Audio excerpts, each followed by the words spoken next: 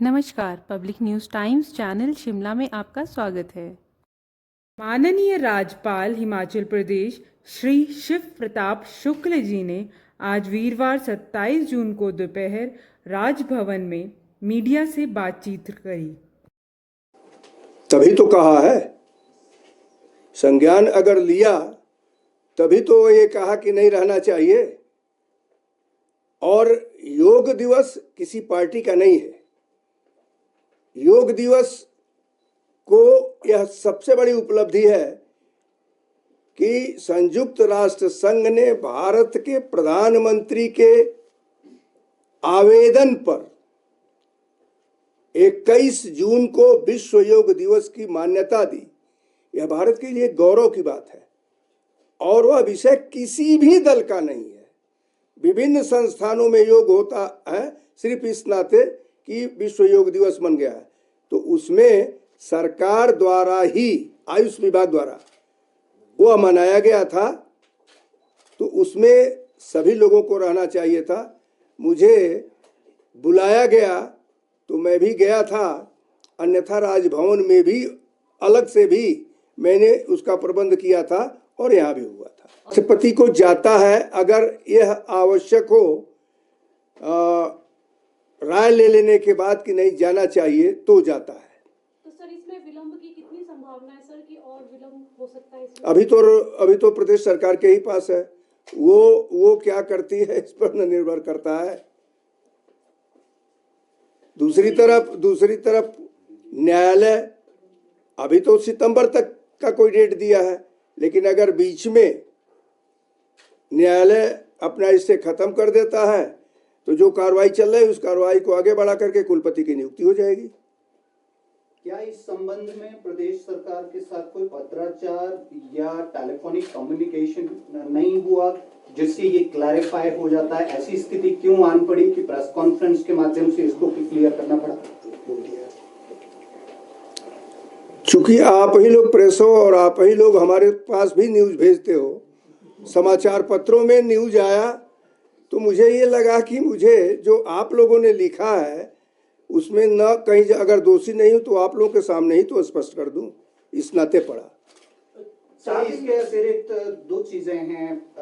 दोनों राजनीतिक दल प्रदेश में क्लेम्स एंड काउंटर क्लेम्स कर रही हैं। एक बीजेपी कहती है कि 6 सीपीएस जाएंगे और उनकी सदस्यता जाएगी। उसी तरह से कांग्रेस पार्टी कहती है 9 जो विधायक हैं उनके खिलाफ अवमानना का नोटिस हुआ है, उनकी सदस्यता जाएगी। अगर ऐसी स्थिति बनती है तो राज्यपाल का क्या रोल रहता है? आप कितना इंटरवीन कर सकते हैं उसमें? और दूसरा, लॉ एंड ऑर्डर से संबंधित मामला भी आपके पास आया है, उस संबंध में आपने क्या एक्शन लिया? देखिए, हिमाचल प्रदेश के लॉ एंड ऑर्डर को मैं ये नहीं कह सकता हूं कि बहुत बिगड़ गया है, लेकिन हिमाचल देवभूमि मानी जाती है, इस नाते कुछ भी होता तो दिखने लगता है। इस नाते सरकार को लॉ एंड ऑर्डर को गंभीरता से लेना चाहिए और गंभीरता से लेकर के हिमाचल प्रदेश शांत प्रदेश है, इस शांत प्रदेश में कोई लॉ एंड ऑर्डर का ब्रीच न हो, इसके लिए कार्य करना चाहिए। जहाँ तक सीपीएस के संदर्भ में आप लोग बात किया है वो तो न्यायालय में है, इस नाते वो एक विषय पर हम लोग जब आएगा, न्यायालय कुछ मांगेगा या और कुछ आएगा, तब तो हमारा क्या अधिकार है, क्या दायित्व अब करेंगे। अभी तो इस पर कुछ नहीं कहा जा सकता है। सर, 4 दिन पहले आपने सरकार इस बात को करती है तो उसके लिए कि क्या वह सही है या गलत है, वह पत्रावली राष्ट्रपति जी के इस अनुमोदन के लिए कि अगर विधानसभा ने सही किया है तो उसको पास कर दे, भेज दिया गया है। दूसरी बात, हमने अपनी तरफ से पुराने नियमों के अनुसार ही एक कमेटी का गठन किया जो खोज कर करके कुलपति को बुलाए। उसका कुछ काम आगे बढ़ा भी था, स्क्रीनिंग हुई थी, लेकिन उसके बाद उसी विश्वविद्यालय के किसी शिक्षक ने शायद हाई कोर्ट में रिट कर दिया और उस रिट के आधार पर हाई कोर्ट ने उसको स्टे कर दिया है। तो दोनों पक्षों के आधार पर कहीं राजभवन इसमें आता नहीं है। इसके साथ ही हिमाचल प्रदेश विश्वविद्यालय में भी 1 वर्ष से अधिक समय हो गया, हमने एडवर्टाइजमेंट दिया था कुलपति के लिए, सरकार से नाम मांगा था, सरकार ने चीफ सेक्रेटरी का नाम दिया था। जो नाम दिया था यह मेरा अधिकार था कि मैं किसे चयन समिति का अध्यक्ष बनाऊं, लेकिन मैंने चीफ सेक्रेटरी को ही अध्यक्ष बना दिया। और वर्ष भर हो गए हैं तब से लेकर करके अभी तक हिमाचल प्रदेश विश्वविद्यालय के लिए भी कुलपति वह कमेटी नहीं दे पाई। मैंने मुख्य सचिव को भी पत्र एक लिखा है कि जितना जल्दी हो सके इसको कर करके दें।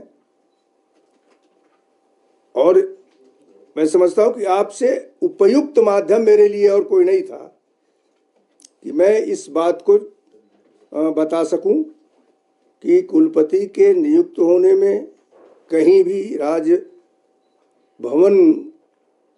का कोई दोष नहीं है। ने भी पिछले कल 9 विधायकों के निष्कासन को लेकर ये प्रतिक्रिया दी है कि इस पर हम विचार करेंगे। आपको लगता है कि ये निष्कासन अगर भविष्य में होता है तो सही है? देखिए, स्पीकर का पद संवैधानिक पद है। संवैधानिक पद पर फिलहाल मैं कोई टिप्पणी नहीं कर सकता हूं। अगर कोई विषय ऐसा आया जो राज्यपाल के पास आता है तब उस पर हमारी क्या ओपिनियन होगी मैं करूंगा, लेकिन मैं विधानसभा अध्यक्ष पर किसी भी प्रकार की टिप्पणी कर ही नहीं सकता हूं। सर, जिस तरह इलेक्शन बार बार हो रहे इसको सार्थक मानते हैं? इस पर आप लोगों को लिखना चाहिए ना कि दोनों की सभी राजनीतिक दल क्यों ऐसा कर रहे हैं। आप लोग लिखो। सर, आपने कहा कि बिल को आपने सरकार को वापस भेज दिया, कुछ क्लैरिफिकेशन उसमें मांगा गया, क्या हम जान सकते हैं क्या उसमें मांगा गया है, सरकार से पूछा गया है?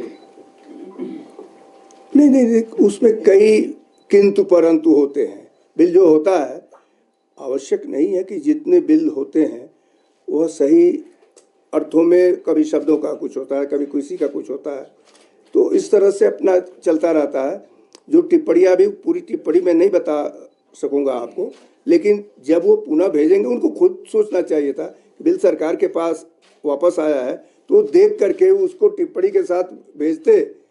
अगर कोई और आता तो हम अपना पास कर करके भेज देते, हमें क्या हुई है। लेकिन अगर उन्हीं के पास है तो यह नहीं कहना चाहिए कि राज्यपाल महोदय के पास है वो जल्दी से पास कर। जितनी चिंता उनकी है उससे अधिक चिंता मेरी है, क्योंकि मैं केवल राज्यपाल नहीं हूँ बल्कि विश्वविद्यालयों का चांसलर भी हूँ, कुलाधिपति भी हूँ। इस नाते मुझे भी चिंता है। हम राजनैतिक स्थिति में इसको स्वीकार और अस्वीकार करने की मंशा नहीं रखते हैं। विश्वविद्यालय के हित के लिए स्वीकार और अस्वीकार करने की बात करते हैं। सर, प्रदेश सरकार की ओर से जो टेम्परेरी कंजर्वेशन एक्ट को लेकर जो आपके पास मामला आया है, क्या वो अभी लंबित है? क्या स्थिति है, उसका स्टेटस जानना चाहते हैं। ट्राइबल एरिया का शेड्यूल 5 के अंदर जो नौतोड़ अच्छा, नौतोड़ पर भी फाइल यहाँ से जा चुकी है सर, बिल्कुल एक बार दोबारा आ गई है सर। अच्छा, फिर आई है। एक बार हम उनको भेज चुके थे, फिर भी देखिए हम नौतोड़ देने के पक्ष में हैं, बहुत साफ, हमें कोई आपत्ति उस पर नहीं है। वाइब्रेंट विलेज अगर सेंट्रल गवर्नमेंट ने वो किया है तो मैं नौतोड़ बिल्कुल देने के पक्ष में हूँ, लेकिन वह नियमों के अनुसार हो। मैंने उनसे पूछा था कि कितने एप्लीकेंट हैं, शायद वह एप्लीकेंट की संख्या बता करके भेजे हैं, और वह अगर उनको देना है तो राज्यपाल के अधिकार के क्षेत्र में हुआ तो राज्यपाल देंगे। सर, ये विश्वविद्यालय वाला जो मामला है, ये क्या कभी राज्यपाल से बिल पहले भी राष्ट्रपति को गया या पहली बार है साहब? ऐसी स्थिति कभी आई भी नहीं जो पहली बार आई है। सर, गवर्नर के पास। धन्यवाद। Public news times channel Shimla की ताज़ा खबरों के लिए जुड़े रहें हमारे चैनल के साथ।